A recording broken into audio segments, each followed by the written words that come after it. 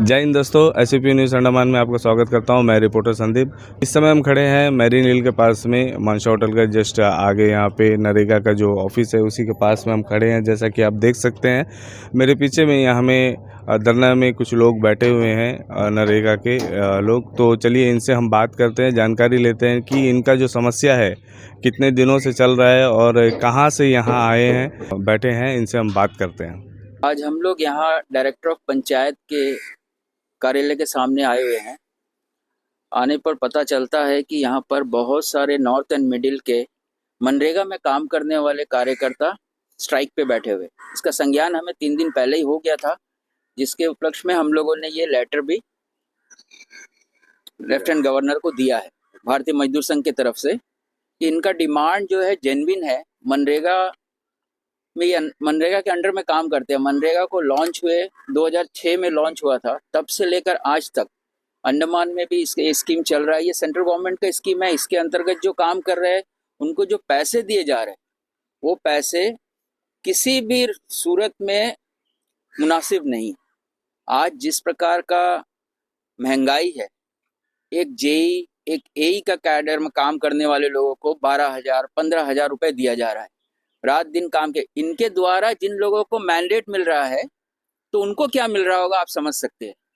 आज हम बड़े ही दुख के साथ, सरकार हमारा अपना है फिर भी हम दुख के साथ कह रहे हैं, हम प्रधानमंत्री मोदी जी को भी ये चिट्ठी में देंगे कि अंडमान निकोबार जैसा दूरदराज के क्षेत्र में काम करने वाले, इतना विपरीत परिस्थिति में काम करने वाले लोगों के साथ भी ये अवस्था हो रही।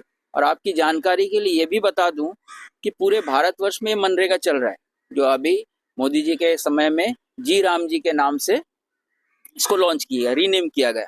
इतना अच्छा नाम दिया गया, पर आज देखिए आप यहाँ पर थोड़ा कैमरा घुमा के यहाँ दिखाइए कैसे, मतलब एक मजबूर लोगों के जैसे बैठे हुए। ये बहुत ही दुख का बात है। भारत इतना साल हो गया हमारा आज़ादी होकर, और आज के डेट में भी अगर लोगों को, इस डेमोक्रेसी में भी लोगों को अपना आवाज़ उठाने के लिए रास्ते पे आना पड़े, ये उचित नहीं लग रहा है। मैं मोदी जी से भी निवेदन करूंगा, हमारे यहाँ के उपराज्यपाल जी से निवेदन करूंगा, इस मुद्दे को थोड़ा गहन सोच के साथ, गंभीरता के साथ लेकर इनका समाधान करें और इनका जो जो सैलरी है जो जेन्युइन है उसको बढ़ाने की कोशिश करें। आपको ये बताऊंगा मैं कि पूरे भारतवर्ष में कई ऐसे यूटी है, कई ऐसे केंद्र शासित प्रदेश है जहां पर यहाँ से ज्यादा दिया जा रहा है पैसे। तो स्कीम सेंट्रल गवर्नमेंट का है, तो ये दो तरफा व्यवहार कैसा। पुदुचेरी में कुछ दिया जा रहा है, गोवा में कुछ दिया, दमन दीव में कुछ दिया जा रहा है। कहना ये है कि अलग अलग स्टेट में अलग अलग पैसे दे रहे हैं। हाँ, वैसा ही तो रिपोर्ट है कि अलग स्टेट में अलग दिया जा रहा है, और यहाँ अंडमान निकोबार में दूर दराज जैसे मैंने बताया, तो उनको भी कम से कम सरकार को सोचना चाहिए ना। कुछ नहीं तो उस स्टेट के लेवल से दिया जाए, ताकि लोगों को लगे कि हमें कुछ तो बढ़ोतरी हुई है सैलरी में। बस यही कहना चाहूंगा कि सरकार और हमारा एडमिनिस्ट्रेशन इस पे गंभीरता से ध्यान दे। धन्यवाद सर। नमस्कार सर, आप बोलिए सर। जी नमस्कार, मैं अनूप दत्ता, उपाध्यक्ष भारतीय मजदूर संघ अंडमान निकोबार द्वीप समूह। और जैसे कि हमारे महामंत्री जी ने कहा कि इनका विषय जो है 2-3 दिन पहले ही हमारे संज्ञान में आ गया था कि ऐसे ही लाचारी में बेबस जो है, अब वो हड़ताल में जो है मनरेगा, जो इस वक्त में राम जी के नाम से इस वक्त जाना जाता है, और वहाँ के एम्प्लॉयज़ जो है मजबूरी इस कदर, देखिए अंडमान निकोबार में भी आपने देखा होगा कई दूसरे अन्य जो स्कीम वर्कर्स है या फिर कोई और आंदोलन होता है, उससे पूर्व एक सांत्वना दिया जाता है, बातें होती है अधिकारियों के बीच में और एम्प्लॉयज़ जिनके प्रॉब्लम्स हैं, तो वहाँ सांत्वना के बाद में वो एम्प्लॉय लगभग कोई भी ऐसा नहीं स्थिति बनता है कि भाई वो सारे काम बंद करके बैठ जाए। उनको समय लिया जाता है, बोला जाता है, आश्वासन दिया जाता है, और उसके बाद जो है वो बैठते हैं। लेकिन आज वो इस कदर मजबूर है, यहाँ आने के बाद पता चला कि वो कह रहे हैं कि यही खाना है, यही बैठना है, पूरे ड्यूटी आवर्स तक वो बैठते हैं यहाँ पे। और महिलाओं की तादाद देखिए, जहाँ पे नारी सशक्तिकरण की बात हो और ऐसे महिलाओं का बैठना, ये बड़े दुखद एक अनुभव भी होता है देखने से। और जिस तरीके से इनको जो हॉनरियम दिया जाता है, इनको सैलरी भी नहीं कहा जाता है, इनको हॉनरियम दिया जाता है, क्योंकि ये स्कीम वर्कर है जी। भारत सरकार के, जो स्कीम के तहत करते हैं। इन लोगों को जो जानकारी है हमें, इनको केवल सिर्फ ऑफिस में काम नहीं है, ये मैदान पे जाते हैं, महिलाएं भी जाती हैं, पुरुष भी जाते हैं, फील्ड में जाके वर्क करना पड़ता है। और कभी 8 घंटे 10 घंटे और रात को भी कभी कभार इनको रिपोर्ट सबमिट करना होता है, तो उसके लिए अधिकारी के कॉल जाते हैं कि आप घर के काम छोड़िए, पहले रिपोर्ट सबमिट कीजिए, रिपोर्ट भिजवाइए। तो ऐसे हालात में जब काम कर रहे हैं और वास्तविकता में जहाँ पे आज जीवन यापन करने के लिए जो मिनिमम, जो आपकी ज़रूरत को पूरा करने के लिए पैसे चाहिए, वो इनको नहीं मिल रहा है। और 12,000, 15,000, और अचंभे की बात है कि क्वालिफाइड व्यक्ति, पढ़े लिखे, ऐसे जेई के एई के पोस्ट में क्या, और जो कंप्यूटर में बैठ रहे हैं, जो प्लान बनाते हैं, डाटा एंट्री करते हैं, जिनका काम बहुत मशक्कत का होता है, तो क्या ये इनके साथ जस्टिस हो रहा है? कहीं ना कहीं इनजस्टिस हो रहा है। जी राम जी की लाज रखा जाए। भारतीय मजदूर संघ की ओर से हम लोग यही चाहेंगे। हम इनके समर्थन में आए हैं, पत्र हमने दिया है। जनरल सेक्रेटरी जी हमारे, उन्होंने ऑनरेबल लेफ्टिनेंट गवर्नर, सीएस साहब, secretary RD, member of parliament, तमाम जगह पे पत्र पहुंच गए हैं। अब देखना होगा कि क्या बातचीत का कोई रास्ता, सॉल्यूशन निकलता है अथवा नहीं। बेहतर होगा कि बातचीत किया जाए और इनको कोई ठोस जो है आश्वासन या कार्रवाई वो नजर आनी चाहिए, ये हम चाहेंगे। और बीएमएस इनके साथ में है इस वक्त में, क्योंकि ये हमारे जो कामगार लोग हैं उनका मसला है, तो बीएमएस का समर्थन इस वक्त इनके साथ है। अब देखना होगा कि अधिकारी वहां से उस पक्ष से क्या आता है, उसका हमें इंतजार रहेगा। Thank you. नमस्कार मैडम, जैसा कि सुने कि आप प्रेसिडेंट है, तो आप बताइए जो प्रॉब्लम यहाँ पे आप लोगों का जो मुख्य समस्या जो एडमिनिस्ट्रेशन के पास आप पहुँचाना चाहते हैं, तो आप बोलिए क्या बोलना चाहते हैं। जी, हम जो है 23 से जो है यहाँ पे स्ट्राइक में बैठे हैं। एक्चुअली सब नॉर्थन मिडिल से आए हैं सर, कि सभी को बोलने से यहाँ पे सबका तो घर नहीं है, बहुत जन जो है लॉज में रुके हैं। और हमारा जो एक जीआरएस का तो पता है तनख्वाह, हम लोग तो जब से है तब से बोल रहे हैं सारा मीडिया में कि कितना कम है करके, उसका उसी का अंदर में जो है सारा जन जो है उधारा वगैरह लेके यहाँ पे आके बैठे हैं। और हम लोग यहाँ पे 23 से देखिए आज कितना टाइम डेट हो गया, तो अभी सारा जन जो है बहुत तकलीफ़ में है। पहला बात जो है पैसा का भी प्रॉब्लम है, तो हम लोग बोले से जितना जल्दी प्रशासन जो है हम लोग का डिमांड ये करके जल्दी करने से अच्छा रहेगा। और जो है हम लोग यहाँ पे आज भी छुट्टी है, हॉलीडे है, तब भी आके हम लोग यहाँ पे बैठे हैं, क्योंकि हम लोग को पता है कि हम लोग यहाँ में बैठे रहने से भी रोज़ जो आप लोग आ रहे हैं हम लोग के पास में कि मीडिया जब आके हम लोग आप लोग जो पब्लिश कर रहे हैं कि हम लोग यहाँ पे बैठे हैं, क्योंकि सभी किसी को नहीं पता कि हम लोग यहाँ पे क्या कर रहे हैं करके। ये हमेशा जो है एडमिनिस्ट्रेशन को, पब्लिक को, सारा आप ही लोग को थ्रू से ही जो है पता चल रहा है कि हम लोग यहाँ पे क्या चल रहा है करके। और सबसे बढ़िया बात है कि मेरा जो हम लोग साथ में जो है आज हम लोग समर्थन में जो है बीएमएस जो है भारतीय मजदूर संघ से जो है हम लोग के लिए सपोर्ट में आए हैं, उस लोगों के लिए धन्यवाद करूँगी मैं ज़रूर। और जो है हम लोग का अभी थोड़ा हम लोग ऐसा लग रहा है कि चलिए हम लोग सपोर्ट में तो अब सर लोग आए हैं तो अच्छा लग रहा है। और जितने भी है अभी हम लोग का इतना स्टाफ लोग आके यहाँ पे बैठे हैं, जितना जल्दी हो सके सैलरी का, तो ये जितने भी लोग हैं मैक्सिमम नॉर्थन मिडिल से ही है। नॉर्थन मिडिल से है, साउथ अंडमान से भी है सर। उसमें हम लोग का डिमांड तो सैलरी हाइक का है सर, और 5% इंक्रीमेंट है, और ईपीएफ का जो ये था, ईपीएफ का जैसा कि हमने सुना कि कुछ लोगों का ईपीएफ कट रहा है और कुछ लोगों का नहीं, ऐसा कुछ है क्या? इसमें जैसा कि जीआरएस, टेक्निकल असिस्टेंट और डाटा एंट्री का ईपीएफ दे रहे हैं सर, बाकी जो है प्रोग्राम ऑफिसर, एई और अकाउंटेंट्स का नहीं दे रहा है सर, अकाउंट्स। तो इसीलिए जो है उनको भी देना चाहिए वो चीज़ें। और हम लोग का जो टीएडीए का भी हम लोग पूछे, क्योंकि जीआरएस, एई, टीएस लोग जो फील्ड में जाते हैं तो फील्ड में हम लोग को जाने का बहुत दिक्कत हो हो रहा है कि ऑटो में जाना अभी यहाँ पड़ता है। पे जो बैठे हैं लोग यहाँ मैक्सिमम कितने सालों से कर रहे हैं? जी सर, 18 साल, मैक्सिमम 18 साल जो तो इतने सालों से भी ईपीएफ नहीं काट रहा है? ईपीएफ जो है 2021 में आके काटने शुरू हुआ सर, वो 3 कैटेगरी ऑफ लोग को ही देना नहीं, वही मैं बोल रहा हूँ, जो 3 कैटेगरी को तो काट रहा है और बाकी 3 कैटेगरी को नहीं काट नहीं रहा है। काट रहा है सर। तो इतने सालों से जो भी काम कर उनको भी नहीं काट रहा है? नहीं सर, नहीं सर, नहीं काट रहे। तो वो डिमांड भी है हम लोग का कि सभी सामाजिक को करना सुरक्षा के चाहिए। नाम पे कुछ नहीं है। सामाजिक सुरक्षा एक होता है ना, जी। सरकारी कर्मचारी को जीपीएफ मिलता है, तो जो कॉन्ट्रैक्टर में है या किसी के अंडर में काम करता है तो वो लोग को ईपीएफ होता है। जी। तो कम से कम वो जब रिटायर होता है उसका भाग और जो जिसके अंदर जो एम्प्लॉयर है उसका भाग मिला के एक मुश्त पैसा मिलता है, जी। जो उनका भविष्य के लिए, रिटायरमेंट लाइफ के लिए काम आता है। काम आता है। वो भी यहाँ पर उन कई लोगों को नहीं दिया जा रहा है। इसके लिए तो ईपीएफ जो डिवीज़न है हमारा यहाँ, ईपीएफ कमिश्नर, उनको भी चाहिए कि डिपार्टमेंट को नॉक करे। ये उनका तो कर्तव्य बनता है। यहाँ पर भी वर्कर्स काम करते हैं, उनका ईपीएफ कटना बहुत ज़रूरी है, जी। ऐसा मेरा कहना है। बोले मैम। जी, अभी वही सभी को ईपीएफ भी देना चाहिए सर। और फर्स्ट बात जो है कि टीएडीए जो लोग बहुत साल से हम लोग वे कर रहे हैं, क्योंकि हम लोग फील्ड वर्कर है, ऑफिस में भी काम करते, फील्ड में भी जा रहे हैं, जैसे कि टीएई और जीआरएस का तो काम रहता है। तो आज के जो महंगाई में जो है, हम लोग ऑटो में चढ़ने से कितना पैसा लेते पता है, कितना सारा साइड जाना पड़ता है हम लोग को।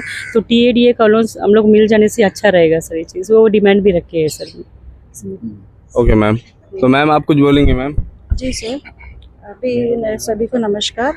मैं जनरल सेक्रेटरी हूँ। मैं ये कहना चाहूँगी, जो भी नरेगा में जो काम कर रहे हैं सब वेल क्वालिफाइड है। अगर आप ग्राउंड लेवल जीआरएस भी लीजिए, उन लोग 12th pass with compulsory 1 year का जो है कंप्यूटर एप्लीकेशन किया होना चाहिए, जो इक्वल टू एलजीसी होता है। अगर आरडी डिपार्टमेंट ले तो बीएलडब्ल्यू का इक्वल होता है। उसके बाद जो जूनियर इंजीनियर जो पीआरआई में है, जिला परिषद में कॉन्ट्रैक्ट जेईज है, उसी उनका ही सेम क्वालिफिकेशन है हमारा एई हेडक्वार्टर का। लेकिन तनख्वाह जो है एकदम 20,000 तनख्वाह है, जबकि जिला परिषद में और इसमें जो है 35,000 एज ए कॉन्ट्रैक्ट जेई को दिया जाता है। जबकि हमारा पोस्ट जो है एई का बराबर है, और सैंक्शनिंग जो गेजेट पीडब्ल्यू डिपार्टमेंट में जो सैंक्शनिंग पावर है इक्वल टू हमें वही दिया जाता है। तो तनख्वाह देखा जाए तो जेई का पीआरआई का जो है उससे भी कम है। सेम एज इट इज़ जो अकाउंटेंट है हमारा यहाँ पे एसबीएम हुआ है, एनआरएलएम करके जो स्कीम है वो भी सेंट्रल स्पॉन्सर स्कीम है, उसमें जो है 30,000 अकाउंटेंट को दिया जाता है, सेम क्वालिफिकेशन। लेकिन उनको हमारा जो नरेगा का अकाउंटेंट है उनको जो है 16,000 दिया जाता है। और उसी तरह जो प्रोग्राम ऑफिसर हुआ उनका भी जो इक्वल क्वालिफिकेशन है, जैसे एमएससी हुआ, एमकॉम हुआ, एमफिल है, इक्वल टू जो है अदर स्कीम में, उसमें कम से कम 40 प्लस है तनख्वाह। जी। जबकि हमारा प्रोग्राम ऑफिसर को जो है 25,000 दिया जाता है एज ऑन डेट। अभी वही दे रहे हैं 60% ही दे रहे हैं। जी।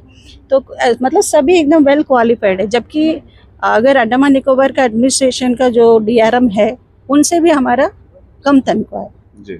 तो कंपैरिजन में बहुत हम लोग जो है एकदम नीचे है। तो अभी मुख्य मांग अभी आप लोगों का ये है कि पेमेंट भी थोड़ा इंक्रीज किया जाए और साथ ही साथ किया जाए, हमारे क्वालिफिकेशन के हिसाब से जो है बढ़ा के दीजिए, वही हमारा डिमांड है। प्लस जो ग्राउंड लेवल में काम करें टीएडी देना चाहिए, इंक्रीमेंट होना चाहिए, और 3 कैटेगरी का ईपीएफ नहीं है वो भी देना चाहिए, वही हमारी डिमांड है sir. Okay ma'am, thank you. Sir नमस्कार, क्या नाम है आपका? सर मेरा नाम राम कुमार सिंह है और मैं अकाउंटेंट के पद पे कार्यरत हूँ मनरेगा में। कहाँ पे? मैं जो डिस्ट्रिक्ट हेडक्वार्टर यानी डीसी ऑफिस वहीं मायाबंदर में ही पोस्टेड हूँ। और अब जैसा आप सब मीडिया के लोग यहाँ आए हैं तो हम लोग जैसे छोटे छोटे कुछ पॉइंट्स को अवगत कराने चाहेंगे अकाउंटिंग पर्सपेक्टिव से या बजटिंग पॉइंट ऑफ व्यू से, क्योंकि ये हम क्यों यहाँ आज यहाँ बैठे हैं। और जबकि हमारे कुछ लोगों ने कहा कि तो सरकारी काम है वो स्टेप बाय स्टेप चलता है, वो तो समय लगता है, बट हमें ये जानकारी ये मिला है कि यहाँ जो हमारे जो डायरेक्टर साहब हैं उनके माध्यम से जानकारी मिला कि 3 बार मिनिस्ट्री ऑफ रूरल डेवलपमेंट जो हमारा मनरेगा को इम्प्लीमेंट कराता है तो वो हम अपने को प्रोग्राम फंड देता है। तो वो जो प्रोग्राम फंड को वो देता है तो वो हमारे लिए वो जिम्मेदार हैं, हमारे माने पूरा डायरेक्शन उन्हीं की तरफ से है। तो उनके साथ में करस्पॉन्डेंस हुआ है, सब बताए कि 3 बार। वो क्या हुआ वो अपने को जानकारी नहीं है, अंदर का विषय, अंदर का मैटर नहीं पता है। लेकिन इसके बारे में कई सारे क्वेरीज आता है गया फाइल्स में। वो तो जनरल है कि जब कोई हम प्रपोजल पुटअप करते हैं तो उसमें कई सारा क्वेरीज आएगा ही आएगा, नेचुरल तौर है, क्योंकि वो जब भी कोई प्रपोजल पुटअप होता है तो उसमें कुछ ना कुछ खामियां रह ही जाती हैं। तो सारे को पूरा करने में मुझे लगता है कि हम जो आज का जो मांग है, आज और हम लोग जो है धरने में बैठे हैं, ये दूसरा बार है हमारा। यानी इससे पहले हम लोग जो है 2018 में हम लोग तिरंगा पार्क में 10 दिन का हंगर स्ट्राइक में थे जी, है ना। तब भी हम लोगों को मौखिक आश्वासन दिया गया, तब भी कुछ हमारा वादा पूरा नहीं हुआ। उससे पहले भी हम उस समय के जो डायरेक्टर साहब थे नवलेंद्र सिंह, उन्होंने लिखित में दिया कि आपका मांग हम पूरा कर देंगे, बट वो भी नहीं हुआ। अब लिखित में देने के बावजूद हाँ, लिखित में देने के बावजूद भी। और ये मांग हम अब से नहीं कर रहे, 2013-14 के बाद में जब हम 14-15 जब आया फाइनेंशियल ईयर, तब से हमने अपने जो अपने वहाँ के जो डिस्ट्रिक्ट के जो डीएम्स हैं, यानी हमारे जो वहाँ या जो डिप्टी कलेक्टर है, जो हमारे मनरेगा को जो इम्प्लीमेंट करवाने का उनको जिम्मेदारी होता है, वो as a district programme coordinator के तौर पे वो उसको देखते हैं, है ना। माने किसी भी स्कीम का इम्प्लीमेंटेशन जिले पे करना है तो वो डीएम्स का काम होता है, डीसीस का होता है। तो हमने उनके माध्यम से और एसीस के माध्यम से भी हमने बोला कि नहीं, हम जो हमारा पेमेंट कम है सर, हमारा मैटर को आप टेकअप कीजिए और जो है डायरेक्टरेट को अवगत कराइए। हमारा एक जो है हम मनरेगा को इम्प्लीमेंट कराने के लिए यहाँ के एलजी साहब भी जिम्मेदार है, जितना कि हम अपने डिस्ट्रिक्ट लेवल में डीएम जिम्मेदार हैं, उसके साथ साथ यहाँ के जो मेंबर ऑफ पार्लियामेंट हैं यहाँ के जो एलजी साहब है वो भी जिम्मेदार है, क्योंकि और उसके जो नोडल डिपार्टमेंट के तौर पे हमारा जो ग्रामीण विकास निदेशालय, यानी जो हमारा डायरेक्टरेट ऑफ रूरल डेवलपमेंट, उनको कम से कम साल में एक बार जो है एएनजीसी का मीटिंग करवाना होता है। तो कई लंबे समय से ये एएनजीसी का मीटिंग नहीं हुआ है, क्योंकि एएनजीसी के मीटिंग में भी ये बात उठा है कि मनरेगा के कर्मचारियों का पेमेंट बहुत कम है। तो ये सारे चीज़ को देखते देखते हम लोगों को लगा कि नहीं, अब प्रशासन को हम डायरेक्ट बोलेंगे तो सारा विषय, यानी हमारा जो सैलरी एनहांसमेंट का मैटर, ये टेकअप होने वाला नहीं है। तो हमने 2017 में हमने अपना एक अलग आप लोग अभी जो पेमेंट बढ़ाने की बात कर रहे हैं, किस हिसाब से? जैसे कि डेली रेट जो मजदूर या डेली रेट में जो काम करते हैं डिपार्टमेंट में, तो उनके बराबर में चाहते हैं आप? ये तो हम देखिए, इसमें एक छोटा सा मीडिया के माध्यम से मैं बताना चाहूँगा, क्योंकि जब डेली रेटेड मजदूर, यानी जो अंडमान निकोबार एडमिनिस्ट्रेशन को डेली रेटेड मजदूर के लोग जो काम अपना सर्विस दे रहे हैं, वो पिक एंड चूज मेथड में लिया गया है। बट मनरेगा के जो एम्प्लॉयज़ हैं, उनका क्वालिफिकेशन आरआर फिक्स किया गया है।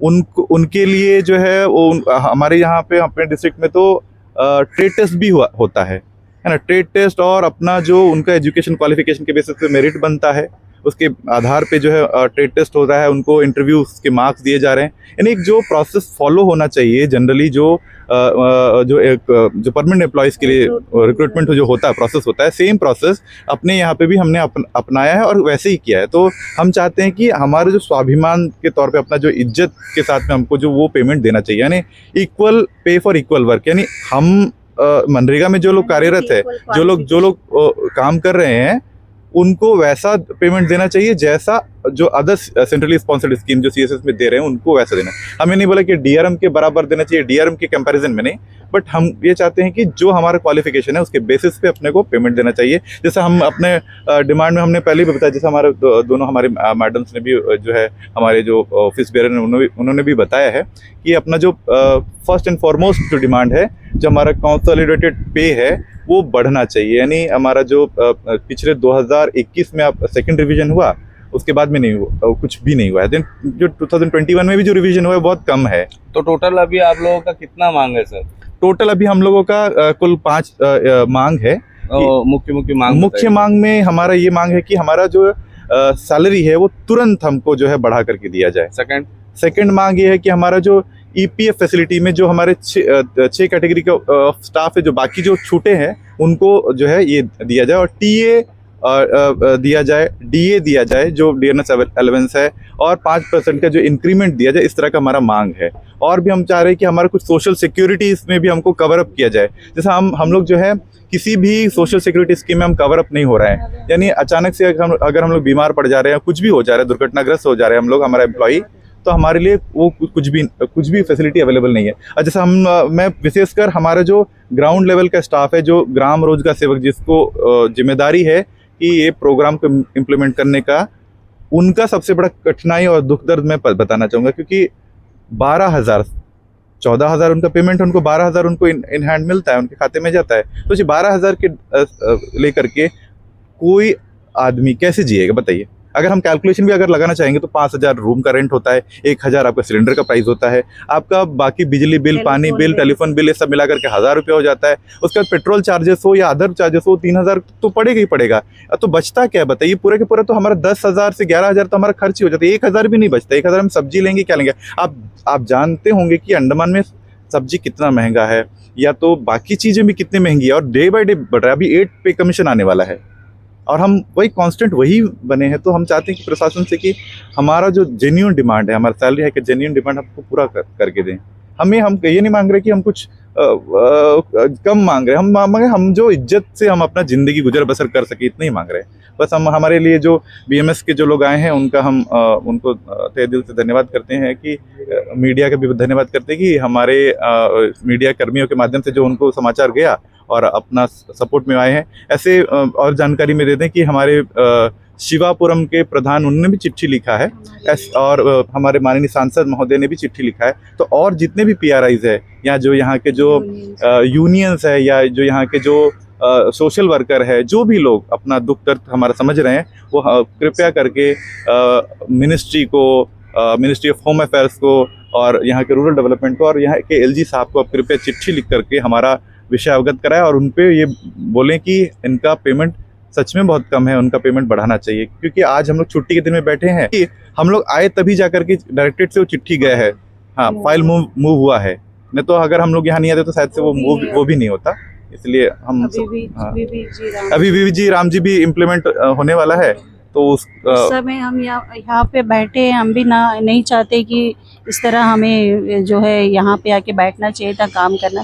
लेकिन जो VVG राम जी शुरू हो रहे हैं, उसमें जितना वर्क्स है, जो सिविल रिलेटेड वर्क्स है, मिट्टी के काम तो ख़त्म ही हो चुका है। अभी जो भी एसेट्स बनाना है, हमें ड्यूरेबल एसेट्स बनाना है, जिसके लिए हमें फील्ड में बार बार जाना पड़ेगा, और अनस्किल्ड वर्कर को रख के जो है हम लोग पक्का काम करते हैं तो बहुत दिक्कत होता है। तो ये तनख्वाह में जो है हमें वो काम करने में भी दिक्कत हो रही है। इसीलिए हम आके यहाँ बैठे हैं कि जल्दी से जल्द एडमिनिस्ट्रेशन हमारा ये डिमांड सुने, और हम भी नहीं चाहते यहाँ पे बैठने के लिए।